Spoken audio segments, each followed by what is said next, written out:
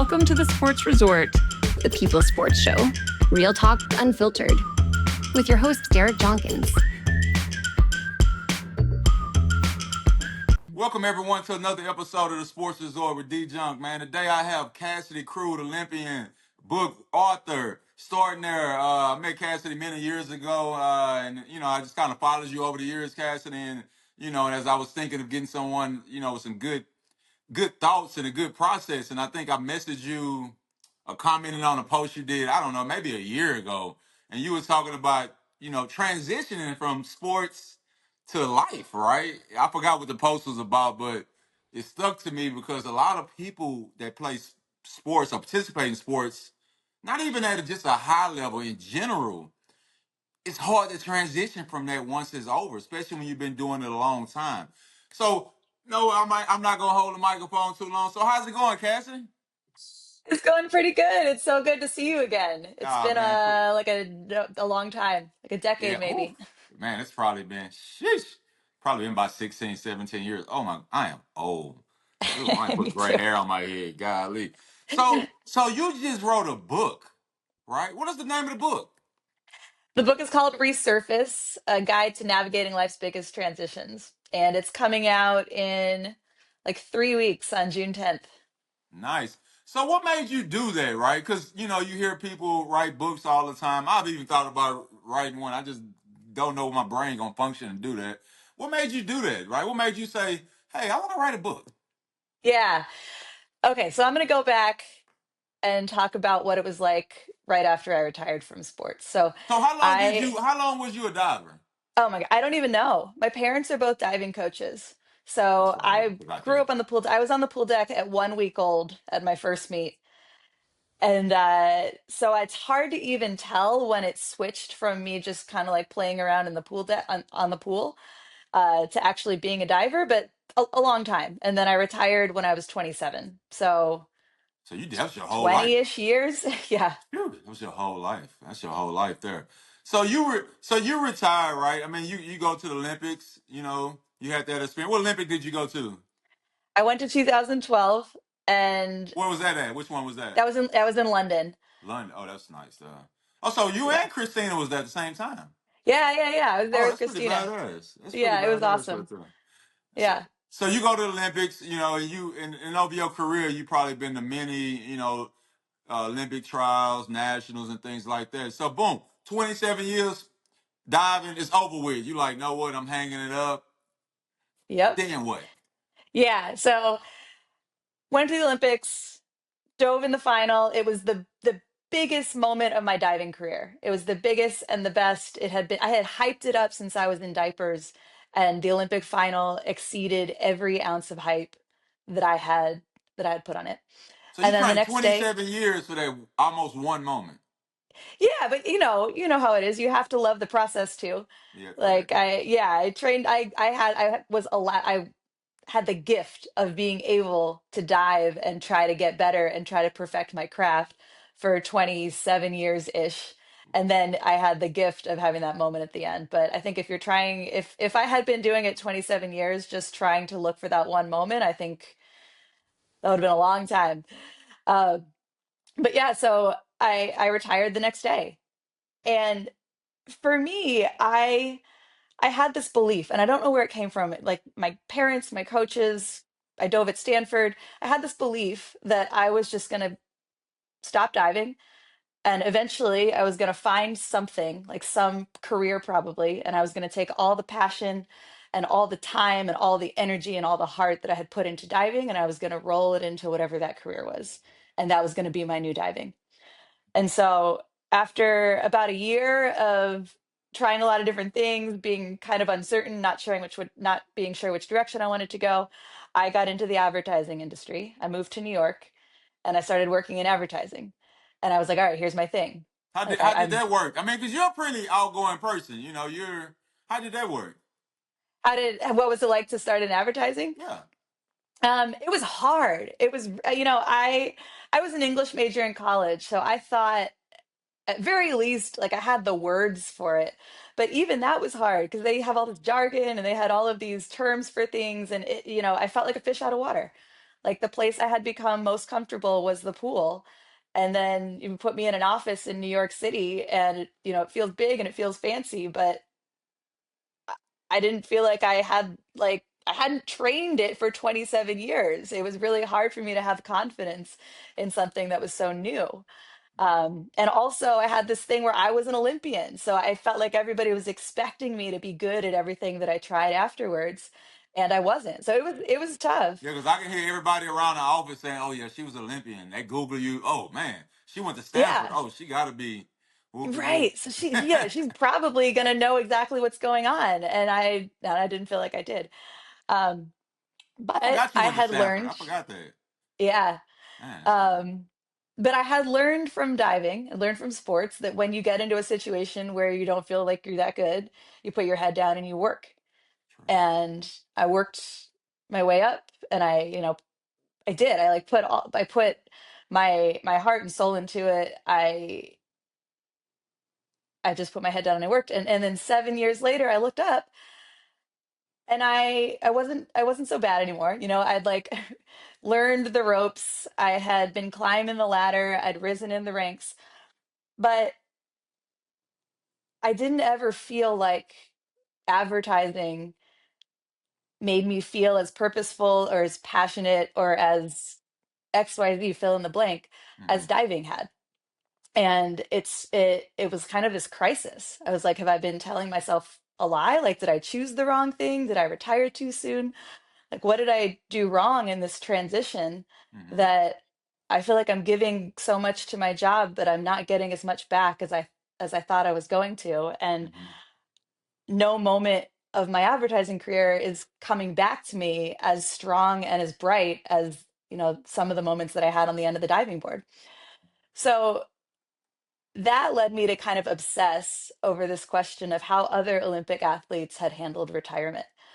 And I started reaching out to other Olympians that I knew, Hmm. from all different sports, from all different levels of fame, um, different ages, different eras. And I started asking them, what was retirement like for you? Like, what did you struggle with? Like, what was hard? I mean, I think I was looking to not feel so alone. And I think I maybe also was looking for a pep talk. Like I was looking for someone who had really like nailed retirement to be able to tell me like this is how I did it and this is what you need to do. Um, and I found that everybody struggles. We all Yeah, struggle with this transition. and And the that's for first every sport. Because I'm around a lot of athletes, and man, it's a lot of people I know that once sports are over with, they struggle for, I mean, long time, years. I'm talking about 10 years, 11, 12 years before they find their next identity of what they want Yeah, to do. And next thing you know, they stop playing at 30, and it took them all the way to 40 something to figure out life again. Like, which yeah, is, when you think about it, that's like very interesting and low key. Like, you got to ask yourself, okay, did I like kind of not really look at life after this while I was doing it? Did anyone not show me or help me? Right? Like, how is it so hard to struggle? Right? yeah, That's yeah. questions. Yeah, absolutely. And it's not and obviously it's not just Olympians. It's like if you played in high school, if you Correct. stopped in Yeah. high school, if you stopped in college, if you stopped years after college, whether or not you made it to the peak, like there was a very big part of your life that told Mhm. you what your goals were when you woke up every morning, that told you what you were supposed to do every day, that provided your community and that provided, probably a coach that was helping guide you in some direction. Like it was like an all-in-one life. Yeah. And even if you're like me, like I liked school, like I was a nerd, I was a writer, I had all these other things going on, I had a boyfriend, but it still was the thing that guided my life, and then it was gone. And I Yeah, think that's a true, lot of and people that's struggle one with that. reason why I mean, someone asked me the other day, just a random person messaged me on Instagram. I have no clue. They were like, "Man, how are you so successful at what you do for so long?" 'Cause I've been in the training world for 27 years now. Holy crap, a Mhm. long time, and I mean, I'm still doing it at a high level, and I'm like, dude, because I mean, I thought about it and I responded back. I said, man, because it's bigger than sports to me. I feel like if I'm just talking about sports to these kids and parents all the time, and not figuring out what else you like to do, what's your next step, right? If sports don't work, what's your major plan? Because a lot of people go to college and have no clue what they want to major in. They just know they're going to play sports if they play in sport. You don't know. Yeah, Most athletes. pick the simplest majors just so they're not hard, right? They're just like, oh, I'm gonna major in that, so I ain't gotta go, you know. But I try to talk to them a lot about life because one day it's gonna end. So Yeah. what else you like to do, right? You know, do you like to draw? Do you like to color? Do you like your artist? Like put some time into that also while you doing your sport. That way the transition is not, you know, like a car crash, like hits you Yeah. upside your head and you like, dude, what the heck? I gotta go to work. You know, Yeah. I had a conversation yesterday with a guy, Alex Mosen. He played in the NFL, I think 8, 9, 10 years. He had sons in the NFL, and he told me something very smart. He was like, "Man, I retired from football," and he was like, "I had a couple coins in the bank, right? I was good. I really didn't have to work no more." But he was like, "Ah, I want to get out the house." So he said he went. He used to work for nonprofit organizations when he played. So he was like, "Okay, cool. I'll go. I'll apply for this nonprofit job." So he goes to the interview, and the lady who was interviewing him, he said it was an older lady, and he got to talking. She asked him questions, and she stopped him in the middle, and she was like, "Alex, once you figure out what you want to do in life, blah blah blah, come back, but you're not going to get this job." Oh, And he thought about it, and he was like, "Dude." She basically told me I sound like a straight football player. Like I'm not even talking in this. You just sound like you on the football field or something. You're not this job, not it, which is very interesting. He was like, dude, I had to go back and like find my purpose. Like, who am I? What am I? Right? You know. So, but yeah. anyway, that was an interesting story, and he, you know, was very successful and everything like that. So you hit it dead on the point. That's one reason why you know, when I saw you write your, you know, the book and everything, and even the title of it is very intriguing. So let's kind of hop into that. What now? You know, you went through those things, you Yeah. know, and you say, you know what? You figure out life. I mean, you have a kid now. You need about 10 more. I'm pretty sure there's gonna be some athletes running around. So get the moving. So you know, you have a kid, you transition, you move to California. Now you wrote a book. So Yeah. what was the main reason of that? Yeah. So I think so. All right. So originally the book was me trying to reach out to athletes to figure out how we do this sports transition a little better. But in the process of doing all those conversations, I was also talking to my friends and family who weren't athletes. And I think you said it, you said, life is bigger than sports. And I was talking to my dad who had just retired after 30 years of working, and he was trying to figure out what to do next. And I was talking to my brother who had just been fired from his job, and he was feeling all out of sorts and not sure who he was. And even I was talking to a friend of mine named Nora who was she was in remission from cancer, and the cancer was gone, but she still was having these health issues that made it so that she couldn't wake up in the morning and, know what she was, she might have brain fog, she might be fatigued, like she was still dealing with this transition that kept going. And I realized the things that I was hearing from athletes and the things that I was hearing from non-athletes just about life transitions were not that different. And everybody was feeling, alone and unsure and in this like murky period where they weren't sure like what they were supposed to do next or who they were or who their community was. And and that ended up being what the book was looking at life transitions more broadly. So I started actually actively seeking out people who had had major life transitions. Like I spoke to a woman who was a skydiver, and she had a accident, she became quadriplegic, and I talked to her about what that transition was like. I talked to a guy who had been in the military, and what it was like to get out of the military. Someone who was diagnosed with early onset Parkinson's disease. So what I learned is that we are all like feeling alone and struggling and feeling like we're alone in missing the community and the sense of purpose and the identity of whatever we left behind. And yet we're all like, if we just shared our stories more, we Correct. could all I help totally each other a agree on lot. that. Yeah. So that's what the book is, and that's the biggest purpose of the book, is talking to all these people. And I ended up like having conversations with almost 100 people overall. It made me feel so much less alone in what I was going through, and Mhm. I want to share their insights and their stories and their um and they're common themes with everyone else, and hopefully other people will feel less alone in all kinds of transitions. Yeah, hey, you hit it dead on the nose. It's not just athletes, regular people too. Like we all know someone that has a transition. They gotta pivot. Something not working. You gotta, I never forget before I started training, I probably had 10 different jobs. I'm like, dude, what the heck? I'm all over the board. I don't know what to do. I'm broke. I have a kid. I'm stressed out. Luckily I got around a good group of people and kind of put me in the right direction, and I found my niche. But a lot of people don't find that, right? And sometimes you might have to try 10, 11, 12 things to find out Hmm. what you're good at, right? Especially when you're young. I tell people you can try 10 things when you're 23. If it don't work, you're still 23, right? It don't Yeah. work, you're 20. You can keep going on and on, and you keep going, you keep trying things. But I think you're right. It's bigger than sports. That's why I think it's so important. Not just athletes, like you said, regular people also, to just find things. I think in a way sometimes, right? Yeah, people say, yeah, you can find something you're passionate about, but it might not pay the bills, might do that. I think it has to be a low key balance in a way. I think you have to love what you do every day. It's hard for me just to, well, it's hard for me. I'm just gonna talk for me to go do something every day for a living, and I hate it. I couldn't do that, right? Yeah. I couldn't do that, right?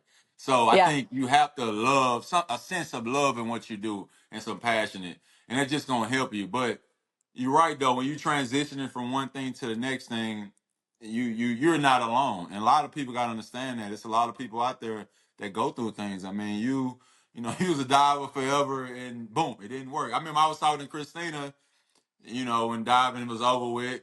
And she was like, okay, I'm going to PT school. Then she got married. Then she had a bunch of kids, right? I don't know how many she got. I'm saying a couple kids. Then she Yeah. moved back to Chicago with her family. So, I was texting with her a lot. And I'm like, okay, cool. Other Cassidy, for example, she kept diving. She probably still going to dive again, right? She working out. She done found her little thing she likes. She likes to work out, cook food, protein shakes, everything like Hmm. that. But that's her, though. That's like, cold tub. That's her little thing. So I think as you find things you're good at, you like, know what? All right, boom, I'm good at that. That's why I'm glad you wrote that book because I think, and I would say, man, put that book on many platforms because people need to see that. A lot of times people hide that stuff. Yeah. They hide it, they hold it in, they don't tell no one. They got a sense of they let everyone down because it's over with. And like once the curtains come down, even not even just sports life, you the big wig at the company. Once you step down from that, nobody's clapping for you really like that, right? Nobody's texting you all day, hey, hey, hey.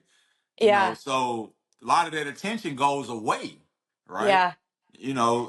When you was diving, it was Cassidy Krug, everybody messaging you, people, hey, girl, good job, right? Then it stopped. They like, nobody really, doing it is like, then you kind of like, Yeah. well, dang, what's my next move here? Because I think you start doing what you start doing. Trapeze Yeah, you circus. started doing trapeze. I never forget. It I seen did. that video. I'm like, this is insane right here. Like, Yeah. girl is flipping all over. How long did you do that for?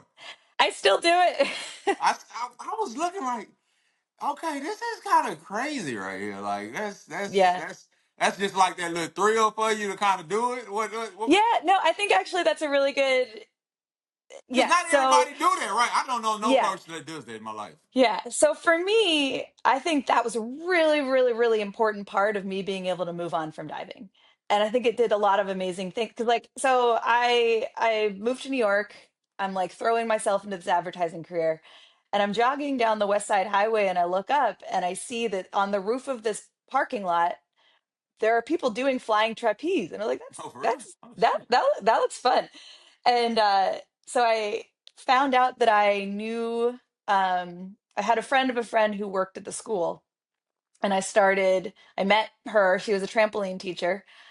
A lot of my diving training was on a trampoline. And so then she needed a new trampoline teacher. And so I went and I started teaching trampoline for the trapeze school in New York. And that allowed me to start learning trapeze for free. And trapeze and diving aren't that dissimilar once you get in the air. Once you get in the air, you're flipping around. Like I knew what my body was How doing. many I times knew did you miss the pole though? all the time.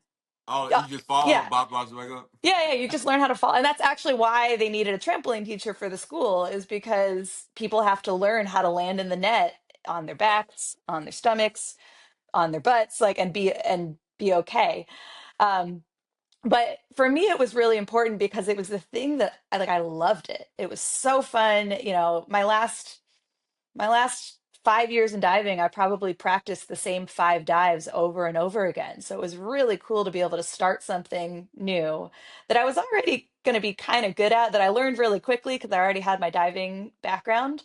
But to feel that momentum of learning, and it was also really important for me that it wasn't the only thing in my life. It really helped to teach me that uh I can have sports as a part of my life, and that can be alongside work, and that can be alongside my relationships, and I can get a lot back from it, and I can enjoy it, but like my life doesn't have to revolve around trapeze. Like I Gotcha. don't have to build every other thing so that it revolves around this hobby. So it's actually really important for me to find that balance of like, I think you're saying like, yeah, I have this job, and that's kind of where I am now. Like I still freelance in advertising and brand strategy. It pays the bills. I don't hate it. I like it.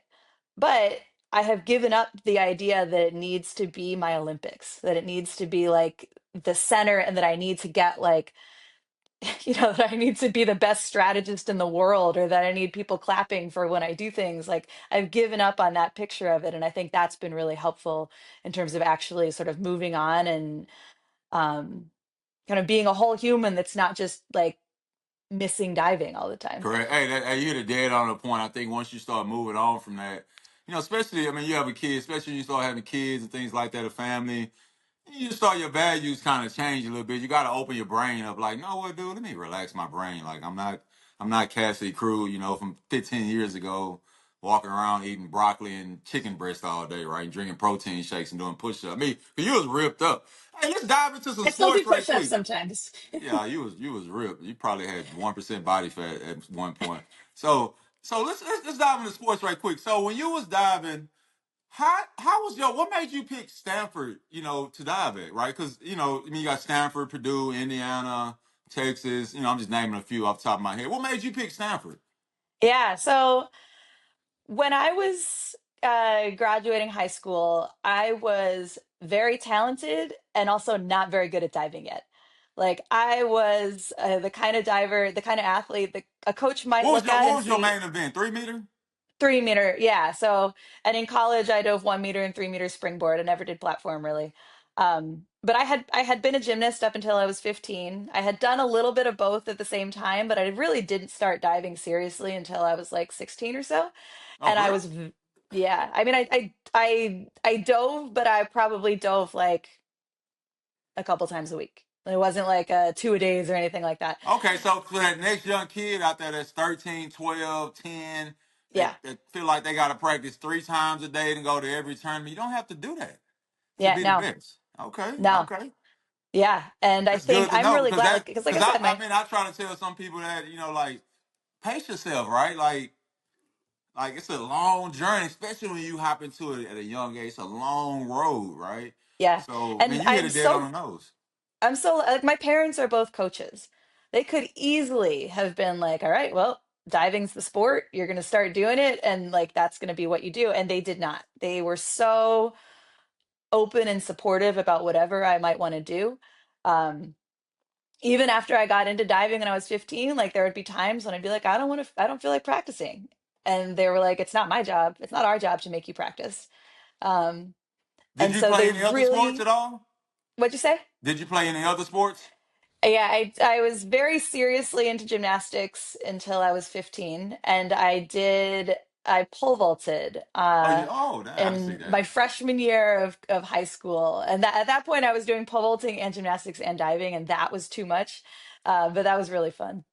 Gotcha, But gotcha on that. so at the time I was getting recruited, I was very strong, and any given dive, I could land on my head or I could land on my face. Like I was, I was like a windshield wiper. Like you just never knew. And so, I remember the summer before I started Stanford, I went to senior nationals and I did pretty well there. And I kind of surprised, I think I like turned some heads and surprised the people. And then I went to junior nationals the next week and I got dead last. And it just, I just had no consistency. So I was recruited. Um, I basically went on trips to anywhere that coaches invited me on trips. Where what was your And top two, three choices? yeah, my top three were probably Stanford, Texas, and Pitt, actually. Oh, My dad okay. was the coach at Pitt, and my dad actually he made the swimming coach recruit me because he wanted to be a Yeah, dad first while I was making that yeah, that's decision and pretty not cool. putting too much pressure on. And so So my top your three were dad was that. the diving coach at Pitt? Yeah, he was for Okay, I like didn't know 30 that. years or something. 30 years? A long time. Oh man, that's interesting right there. Man. Yeah. And Man.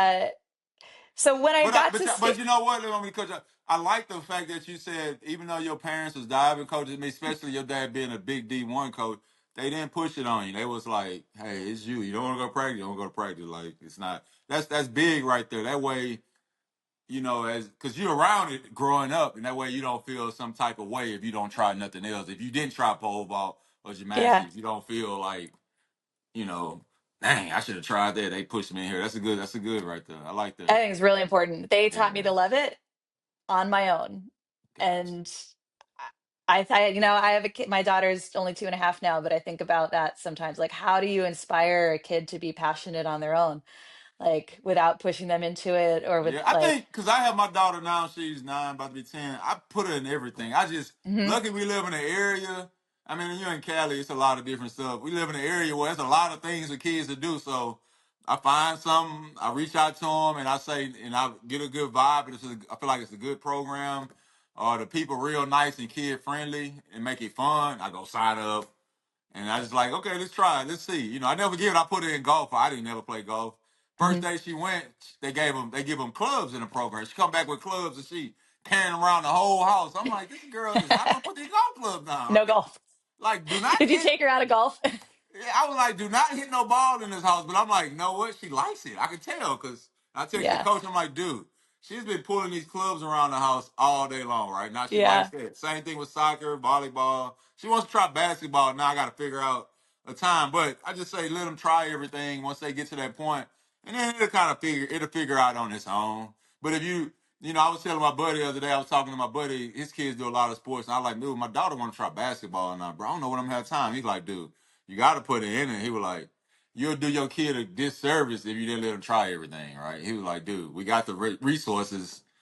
You just find a gym and sign her up and go over it. I'm like, yeah, I'm going to do it. I haven't figured it out yet. But so I think just as they get to that point, just let them try a little bit of everything. And I think the biggest thing for me now, as she started playing some of these sports are kind of serious, the soccer select, I always try not to keep up with everyone else doing because they'll make you feel like you like, dude. Well, Yeah. we didn't go to that prayer. We didn't go to that game. You like, hold up. Now you feel like you behind, but you got to catch yourself and be like, dude, hold up. My daughter 9. Like, what? Let me relax my brain, right? Yeah, we Yeah. missed one practice of the game. We not going pro or nothing tomorrow. Let me relax. So I try to tell a lot of people don't try to keep up with other people. You just kind of got to go at your own pace, right? It's just one of those Yeah. things right there. So you go to Stanford, you dive there. What you get your degree in? I mean, you went to a very prestigious university. Like, there's no you gotta be a nerd to go there. Yeah, I was a big nerd. That was how I made the decision. Like wasn't looking for nerd schools, and then Stanford was the one that I went to that was the most academic, and like I was like, these are my people. Like this is where I want to be. I want to be Gotcha. around like Andrew Luck. I want to be around like football players that also like play Dungeons and Dragons. Like I want to be around athlete nerds, and that like I felt think like some of that home to nerd me. stuff gonna wear on me because I know like literally 15 people who went to Stanford. I've trained probably about 6 of them. So I think some of that nerd stuff gonna hit me at some moment. I'm gonna start reading these books. I'm gonna start Einstein and I'm gonna vent something. I don't know. It gotta Yeah, hit me at some point because I know a lot of people a lot of people went yeah, to there. So what advice could you give a parent or a kid that's playing sports in the sports right now, wants to do it in college. They're 16, no, they're in 19th grade, and they got aspiration, right? that want to do sports in college, right? No matter the sport. What advice could you give them? Because a lot of, even though it's a lot of information out there, a lot of parents and kids still don't know. I still get phone calls. And they're like, I don't know what to do. What advice could you give them? That's what they kids say. Hey, I'm in the ninth grade. I want to participate in sports in college. I want to get a college scholarship. What advice could you Yeah. give them? Yeah. That's a good question. I mean, the most important thing to me is do it, commit to it. Like, you know, don't shy away from something just because it's hard. Um, Go to the practices, invest in it, but also don't just do a sport because you want to get into college. Like, and maybe that's hard to say to people who where that's what their dream is, but like you have to love the process. You have to love the practices. You have to love the kind of hard that that sport is. Because if you just do a sport because you want to get in college, then yeah, maybe you do. Then maybe you're stuck playing that in college for 4 more years of your life. Like life's too short um, to just focus on the outcome if you don't love the process. I think that's really important. Um, but yeah, I think, put everything into it and give it all. You give it your all. Like that's what life is about. Yeah, you hit it dead on. The process is what it's about. Like that journey and that process is the fun part. Especially when if it works out for you, you're like, dude, I did all that and made it. Man, I can conquer the world now. Like 5 a.m. workouts, eating healthy every day, being disciplined, working out, sweating, stressed out, things like that. The process is, and I'm a big fan is I think the parents have to be there through the process. Yeah, you have some kids, unfortunately don't have a parents at home. They probably have someone else taking care, but I think to be successful, you have to have someone in your corner.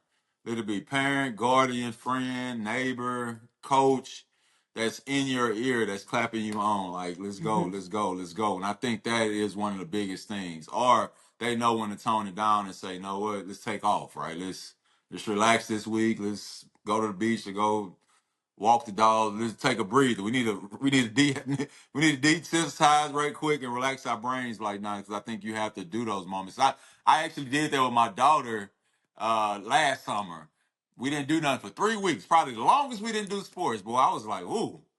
And I was like, know what? I told my wife, I said, know what? I'm gonna wait till she mentioned it to me, right? Like, I'm not gonna bring it up. So by the Mhm. third week, she like, Dad, when we going back to sports? So I'm like, okay, she missed it now, right? I'm like, okay. I'm Yeah. like, all right, we're going tomorrow. She like, yeah, we're going back to sports. Why we not doing it? I'm like, I was just waiting on you to ask me, right? I didn't want to feel Yeah. like I gotta take you. And then she did that, right? It was like that third week. And so I'm like, know what? Okay, she missed it, right? And I think you have to do that sometimes, especially kids at a young age, to see if they miss it, right?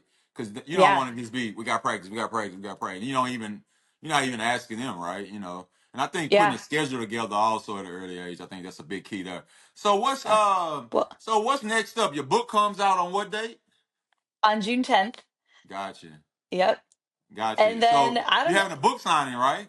Yeah, I'm doing I an seen event in something. LA Uh-huh. and one in New York and some, podcasts and things like that, but I don't know what's next. Hmm. I'm I'm working on my next book, which actually is going to probably be something about coaching. Like I'm exploring that. I'm taking care of my kid who's 2.5 and amazing.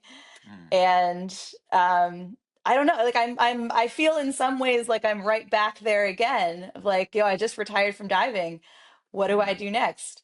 And I think it's so hard, right? When you have a dream and that powers your life, and then, it's time for another season and you've got to shift focus, and can feel very aimless. And Hmm. like but I think what I learned before and what I learned from talking to about a gazillion athletes and other people that have been through transitions, you just have to keep putting one foot in front of the other. You have to keep trying things that you're interested in. You have to keep being open to possibilities. Sometimes it's helpful to kind of sit down and think through what your values are, and like, who you want to be, and what kinds of things will help you become that. But really, you just have to keep trying things. And then eventually something's going to grab you, and you're going to say, I'm going to commit to that. It's the same thing you're talking about with with putting your daughter in all the sports, or like, making sure that she takes breaks and then says that she wants to go back. Like sometimes you just have to have periods of time where you're checking in with yourself, like understanding how you feel, and that's going to guide you. And it's scary. Like for me, it's a little scary to not know exactly what's next, because I like having a plan and I like having, like a ladder of goals to reach for. But I think So what I've learned is that I got a it'll come. client. Well, actually, one of my good friends. He always say this Mike Tyson quote: "Everyone has a plan until they get punched in the mouth." Right. So like, you got this plan, Right. then you're like, "Oh, this not gonna work." Right. And so he says that. Oh, he's a corporate guy, big company. He says that in a lot of meetings we sit in. He like, yeah, that didn't work. Well, then he's like, that's his favorite quote, the Mike Tyson quote. If you seen him saying it, it'd be hilarious because he like, yep, everybody got a plan until they get punched in the mouth, right? And that's Yep. but that's life though, right? Yeah. If it was perfect, we all would be walking down a red carpet to a money tree, shaking it, get money, and go and do whatever we want. But you gotta have curves and things like that. So, Cassie, I always kind of finish the episode with someone gets to ask me a question, anything. Oh man. Wait, why do you call it the sports resort? Cause I mean, we started this podcast sports thing, I don't know, before COVID. This is before a podcast came out, right? We was like, I'm like, dude, if we'd have kept doing this, we might be famous right now. So anyway, COVID hit and then we stopped it. But I called it a sports resort because I was thinking of names. I was like, at first we was gonna do something different where it was more like I can more balanced so I can do anyone. But I'm like, dude, that's not me. I'm like more of a sports guy. I know a lot of people that have been in the sports world over my years, and they have, and now a lot of them doing this and that. So I was just like, what name can I call it? And I'm just like, and I seen like I think I was at the beach somewhere, and I'm just like, this is the beach, this is a sports resort, right? Oh yeah, that's it right here. So I kind of got the name from that and just kind of took off with it a little bit. And too, as you start looking up names, right? Every time you come up with a name, you got to look it up. Someone got it, and you're like, oh, that don't work. So I'm like looking at this, I'm like, oh, it's open. Let me grab that, right? So it's just kind of like on the fly, man. Between me and my guy Chris, just brainstorming names and kind of came up with it, and it's just kind of cool. My goal one of these days is to have a traveling panel with it. So Yeah. where I have someone like you, and I might have 20 people on there, right? That from that have been through sports life, blah blah blah, and we travel doing a panel with it, and people get to come ask people questions. You know, now them people they're like, hey, what's like a town hall. A lot of people don't know, right? Life, like you say, it's not just sports. Regular people too, they like stuck. They don't know what to do, right? Their life is changing. So it just kind of called my thing right quick. I don't know, be Sports Resort TV one day or something. I gotta win a Yeah. lottery first. But it's just kind of cool, when I started it, and I kind of like it now. I'm trying to keep it consistent. As you know, content you got to keep it out there, things like that, and stay consistent with it. And it's fun to me. It's fun to Hmm. me. I mean, I like reaching out to people like you and say, hey, I get you on the show. You got a lot of, you got a lot of knowledge. Because I always say, if you, like, for example, you, right, you've been through a lot, right, in your life, right? Diving, parents, coaches, kids, traveling, transition. So it's like, why keep all that inside of you, right? Why not share that with someone, right? Like, it Yeah. doesn't. It's kind of like Yeah. why, I tell my friends like, dude, share that with somebody. You can just keep it inside of you Yeah. till you're 100 years old, like. Yeah. You know what? I think you're a nerd. I think that's a nerdy thing to do. I told you I'm been around these Stanford people. They didn't wear off on me. And my wife went to produce. She's super nerd. Yeah. Yeah, no, I think you're doing it. I think I'm super nervous. Man, appreciate you having you on. It's about 100 degrees here in Houston. It's probably 75, sunny, beach, wind blowing, sunshades out here. You're gonna burn your head up out here, boy. You gotta walk outside and walk right in the house real quick, man. Appreciate you on, Cassidy. When you once the book come out, I'll get a copy. Where can they find a copy of the book at? At their bookstore, they can Google it. You Google Resurface, Mhm. Guide to Navigating Life's Biggest Transitions. You find it on Amazon. You find it at a local bookstore. It's coming out from Penguin Life, so look it up. You'll find it. Guys, nice, nice, nice. Once it come out, we'll make sure to put it out there. I'll follow you on social, so we'll make sure to reshare it on our stories and everything. But appreciate you having you on, Cass. Appreciate you having on here. Appreciate having you on here, Cassidy. This is D Junk sign out for the Sports Resort. Peace out.